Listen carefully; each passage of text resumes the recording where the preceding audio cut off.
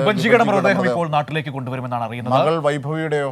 അത് ദുബായിൽ തന്നെ സംസ്കരിക്കാൻ തീരുമാനമായിരിക്കുന്നു എന്നതാണ് ഏറ്റവും പുതിയ വിവരം. ഇന്ത്യൻ കോൺസുലേറ്റിൽ നടന്ന ചർച്ചയിലാണ് തീരുമാനമായിരിക്കുന്നത്. ജമാലുദ്ദീൻ നമ്മളോടൊപ്പം ദുബായിൽ നിന്ന് ചേരുകയാണ്. ജമാലുദ്ദീൻ, എന്തൊക്കെയാണ് ഈ വിഷയത്തിൽ കുഞ്ഞിന്റെ മൃതദേഹം അവിടെ അടക്കുന്നതിലേക്ക് പോയത്? എന്താണ് ഈ വിഭജിയുടെ മൃതദേഹം ഇവിടെ കൊണ്ടുവരുമോ? എന്താണ് ചുരുക്കി പെട്ടെന്ന്?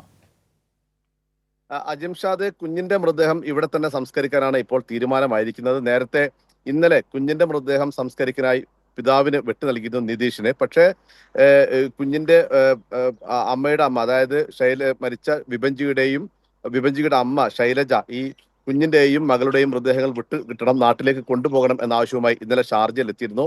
വിവിധങ്ങളായ ചർച്ചകൾ നടന്നു. ഒടുവിൽ ഇന്നലെ വൈകിട്ട് 4 മണിക്കാണ് ഈ കുഞ്ഞിന്റെ സംസ്കാരം യുഎയിൽ നടക്കേണ്ടിരുന്നത്. പക്ഷേ കോൺസുലേറ്റിന്റെ ഇടപെടലിനെ തുടർന്ന് ഇത് മാറ്റിവെച്ചു. പക്ഷെ ഇന്ന് വീണ്ടും കോൺസുലേറ്റിൽ ഈ ഭർത്താവ് നിതീഷുമായും അതുപോലെ തന്നെ ഇവരുടെ മറ്റു ബന്ധുക്കളുമായൊക്കെ തന്നെ വിശദമായ ചർച്ച നടത്തി. ഈ ചർച്ചയുടെ അടിസ്ഥാനത്തിലാണ് ഒടുവിൽ ഇവിടെ തന്നെ കുഞ്ഞിന്റെ മൃതദേഹം സംസ്കരിക്കാൻ തീരുമാനിച്ചത്. അതായത് കുഞ്ഞിന്റെ മൃതദേഹം നാട്ടിലേക്ക് കൊണ്ടുപോകാൻ അവരുടെ അച്ഛൻ നിതീഷ് തയ്യാറായില്ല എന്നാണ് ഇതിന്റെ ഒരു ചുരുക്കം.